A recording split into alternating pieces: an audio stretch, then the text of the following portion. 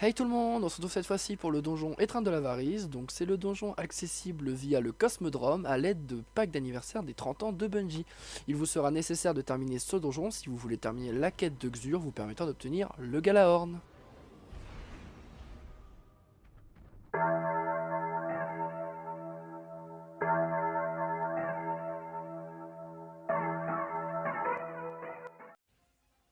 Donc pour commencer, pour rentrer dans ce donjon, il vous faudra donc aller dans la grotte comme je vous le montre et tuer tous les esclaves et acolytes que vous y trouverez. Ils vont vous looter des engrammes exotiques, donc ce qui ressemble à des engrammes exotiques, et qui aura été fardeau de la fortune qui vous donnera un buff comme il vous a montré à gauche. Ce buff vous l'aurez pendant 30 secondes, si vous ne déposez pas vos particules au bout de 30 secondes au cristal blanc dans la grotte, vous mourrez. Il faut déposer 60 particules au cristal pour que le sol s'ouvre comme là il vous est montré. Une fois le sol ouvert, je vous laisse avec la vidéo pour voir là où il faut aller.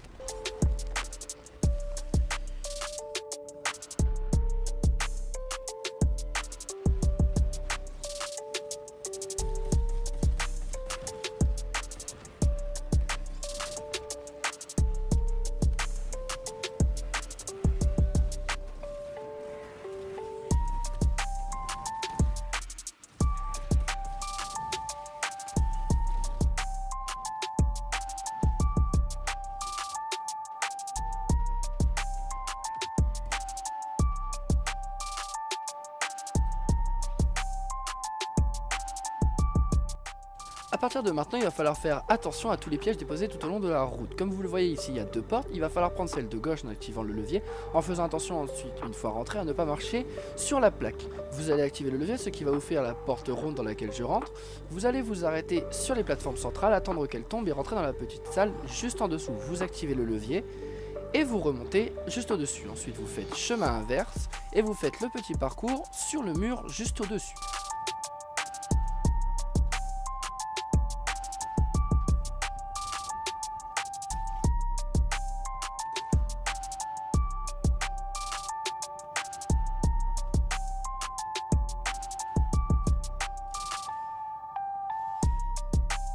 Donc une fois arrivé ici, il va y avoir un principe de porte à ouvrir grâce à un levier comme je viens de le faire.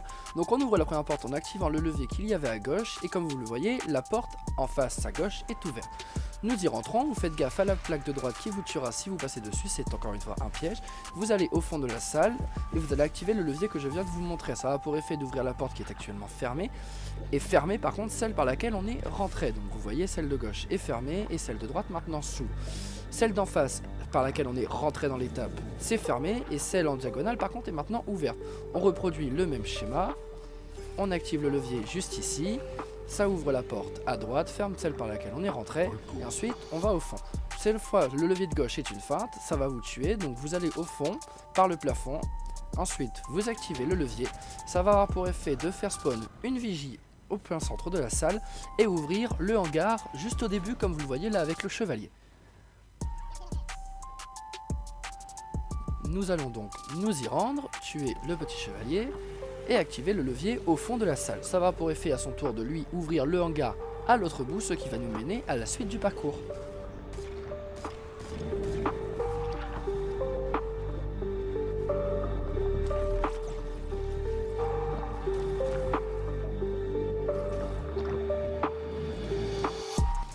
Donc une fois ici, vous allez ouvrir la porte grâce au levier comme je viens de le faire et vous allez atterrir dans une salle circulaire. Une salle circulaire dans laquelle vous allez avoir beaucoup de prêtresses, donc n'hésitez pas à les tuer. Et vous allez devoir, comme je viens de le faire, activer le levier juste ici à droite, ce qui va avoir pour effet d'ouvrir une salle à l'opposé. Dans cette salle, vous allez, comme juste avant, aller au fond de la salle, activer le levier, ce qui va avoir pour effet, lui aussi, d'ouvrir la salle par laquelle vous êtes passé au tout début à droite, donc cette fois comme vous le voyez elle est ouverte, pareil vous y rentrez, vous activez le levier et cette fois la troisième salle va s'ouvrir et elle va comme vous le voyez comporter un mob avec un lance-roquette. Ce lance-roquette vous allez le prendre et vous allez retenir la mécanique en fait, comme vous allez voir je vais lancer une roquette dans un chargeur on va dire. Vous allez donc maintenir la roquette jusqu'à ce qu'elle se charge au maximum et elle va ouvrir la porte. Ce genre de principe, vous allez devoir les garder jusqu'à la fin du donjon car elle va être utile tout au bout. Faites gaffe d'ailleurs en montant les escaliers car comme vous allez le voir, il y a un tonneau qui va commencer à tomber. Il va falloir donc faire attention à bien se cacher dans les interstices à côté des escaliers. Ensuite je vous laisse encore une fois avec la vidéo pour voir la suite du parcours.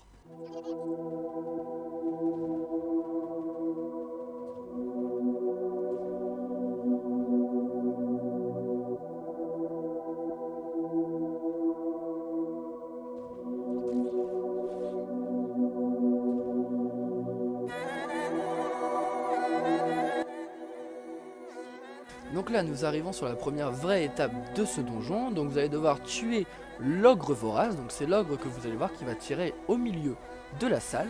Donc pour le tuer ça va être très simple. Il va falloir récolter des fardeaux de la fortune comme je vais vous le montrer. Et venir les déposer dans le cristal blanc au centre de la map tout devant l'ogre. Donc pour récolter les particules vous allez devoir récupérer le canon, ouvrir le hangar à gauche ou à droite en premier comme vous le désirez, donc comme j'ai ouvert juste avant la porte, comme vous avez pu le voir. Donc vous maintenez la roquette comme vous allez voir, le hangar va s'ouvrir, vous allez démober l'intégralité, donc vous avez 2 chevaliers et des acolytes, ils vont lâcher donc, des engrammes exotiques, donc c'est ce qui donne les fardeaux de la fortune comme au tout début. Vous allez devoir les charger, donc tous les récupérer, et ensuite reprendre le canon et ouvrir la salle à l'opposé. Une fois la salle à l'opposé ouverte, comme vous allez le voir, il va falloir, donc encore une fois, tout démober, récupérer les particules et venir les déposer dans le cristal blanc au centre devant l'ogre.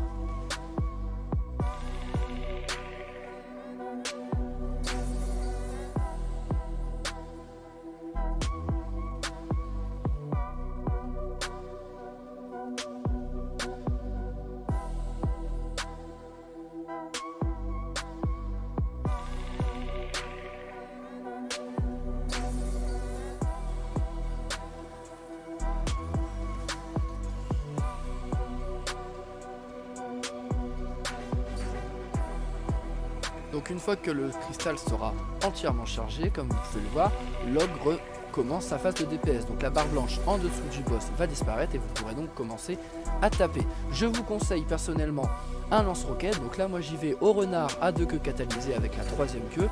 Car en fait vu que c'est un boss qui n'a pas de points critiques, le roquette est quand même l'une des meilleures armes dessus.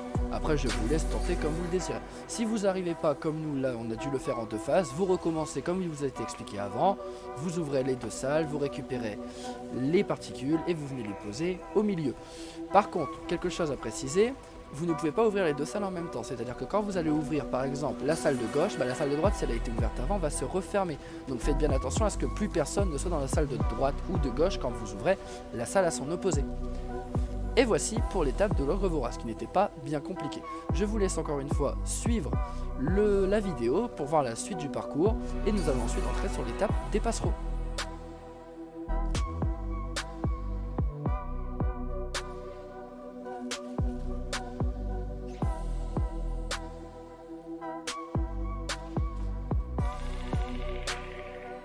Donc nous voici arrivés à l'étape des passereaux. Donc pour l'activer il va falloir appuyer sur le levier à gauche, non pas à droite, car comme vous le voyez le levier de droite est encore une fois un piège.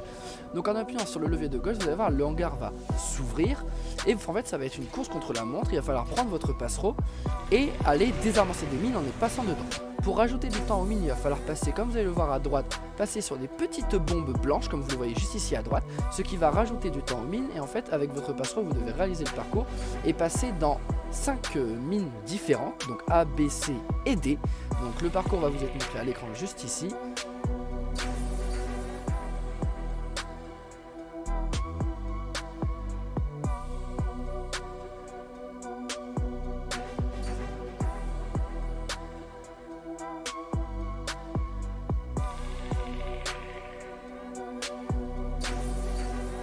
Faites juste bien attention à bien passer près des mines blanches car comme vous pouvez le voir juste avant, la mine n'a pas été prise. Alors j'ai du bol d'avoir le toujours à l'heure, ce qui me permet d'être assez rapide pour compenser le manque de temps, même si je pense qu'avec un passereau normal, je serais mort de l'explosion de la bombe.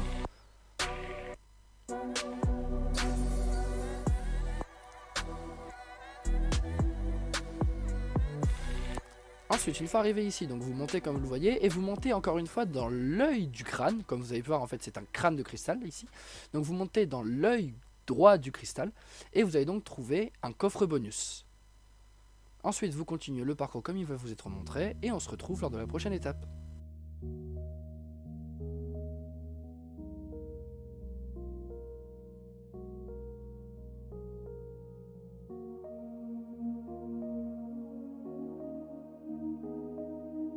Donc là nous arrivons sur l'étape juste avant le boss final. Donc cette étape va consister à détruire le bouclier déchu juste à droite en envoyant des bombes, comme je vais vous montrer juste après. Donc vous allez devoir utiliser, donc comme vous le voyez, des propulseurs à gauche pour vous transporter de plateforme en plateforme comme il va vous être montré. Et le canon va nous servir encore une fois lors de cette étape pour activer les propulseurs. Donc là nous commençons par regarder là où est le serviteur avec un bouclier blanc. C'est ce serviteur là, donc c'est cette plateforme là qu'il va falloir viser, car ce serviteur il va falloir le tuer pour avoir la bombe en question. Donc là nous avons déplacé le canon sur le serviteur, donc pour nous en rapprocher le plus possible, car des fois les canons ne nous emmènent pas directement sur la bonne plateforme. Donc là nous passons par cette plateforme là, on tue à nouveau le mob qui nous donne le lance-roquette, et on va encore une fois essayer de repérer le serviteur. Donc là vous voyez qu'il va être en haut au milieu, comme il va vous être montré maintenant. Vous voyez juste ici, juste en face. Donc on s'y propulse avec le canon propulseur, et ensuite arrivé à cet endroit il va falloir tuer l'ensemble des mobs pour qu'ils nous fassent tomber des fardeaux des fortunes. Le fardeau des fortunes que vous allez encaisser grâce à tous les mobs, il va falloir en encaisser 30. Enfin, il va falloir les poser au cristal blanc au centre dans la petite tente comme je vais vous montrer, juste ici en face.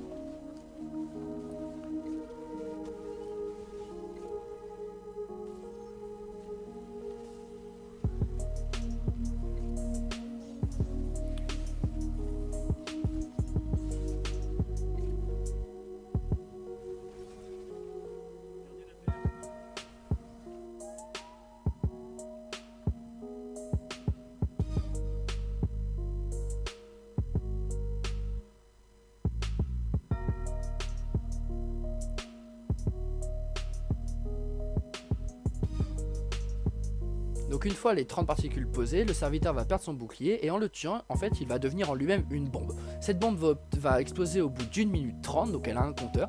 Il va falloir la pousser pour la faire rouler jusqu'au propulseur, orienter le propulseur de façon à ce qu'il l'envoie sur le petit rond jaune juste autour, comme là je vous montre.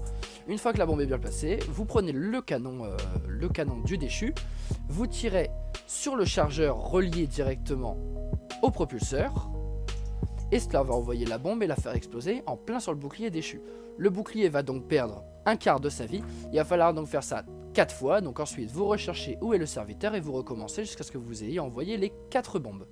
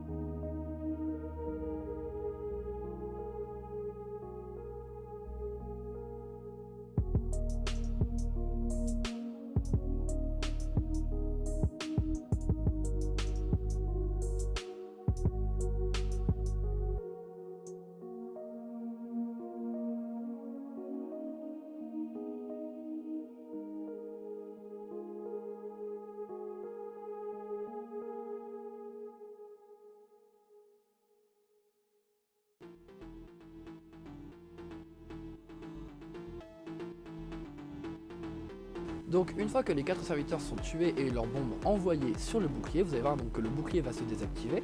Vous n'aurez plus qu'à aller rejoindre la plateforme centrale, récupérer le coffre qui est tombé, et après utiliser le propulseur sur cette plateforme pour monter juste au-dessus dans la sorte de montgolfière qui vous était montée. Donc vous orientez le canon bien à la verticale, et ensuite vous vous propulsez juste au-dessus.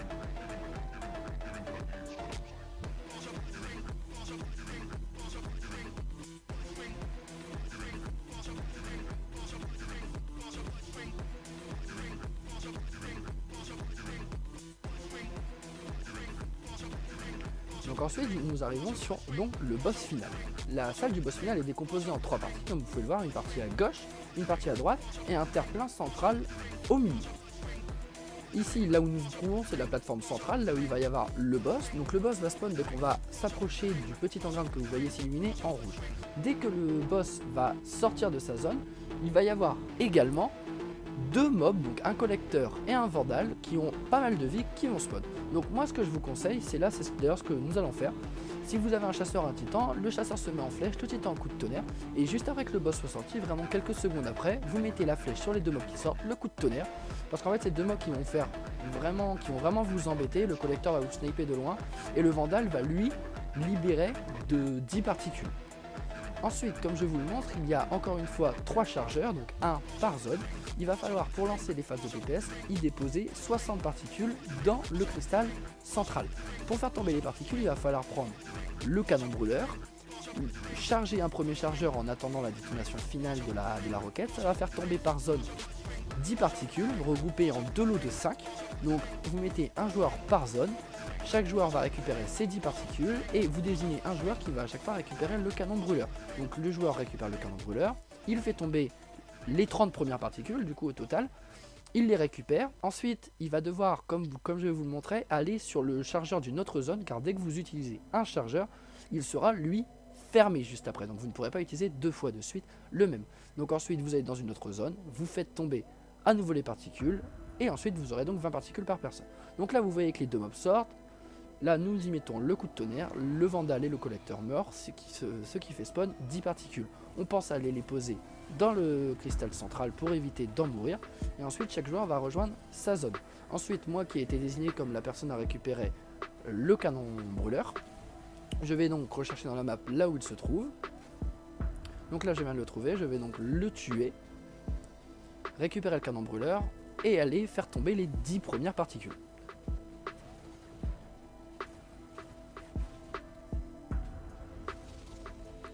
Ensuite, donc chaque joueur va récupérer, comme vous allez voir, les 10 particules.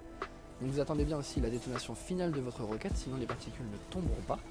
Donc là vous voyez, là les particules sont en train de tomber. Vous voyez que j'en ai 2 x 5, donc ce qui va m'en faire 10.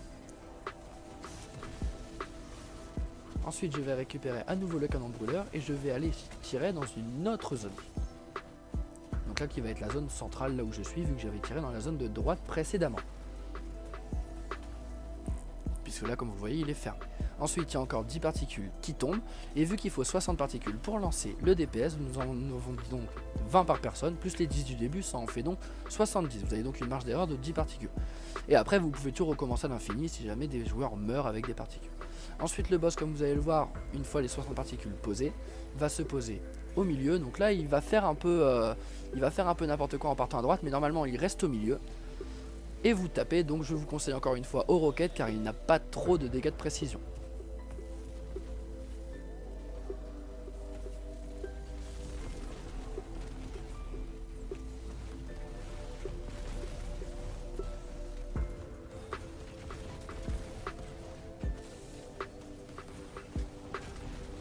Donc ensuite, si vous n'arrivez pas à tuer le boss en une phase, vous avez juste à recommencer une deuxième fois ce que je vous avais expliqué précédemment, donc tirer dans les 2 chargeurs et récupérer encore une fois les 20 particules par personne, donc les 60.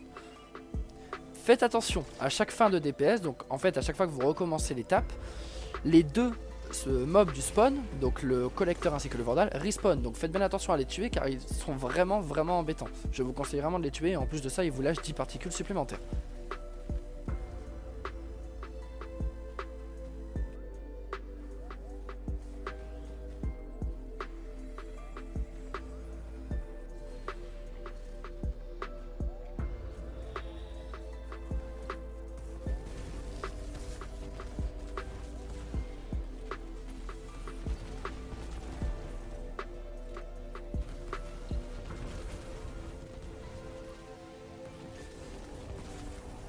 Donc voilà gardien, maintenant vous n'avez plus aucune excuse de refuser de faire ce donjon et de ne pas avoir le Gjallarhorn.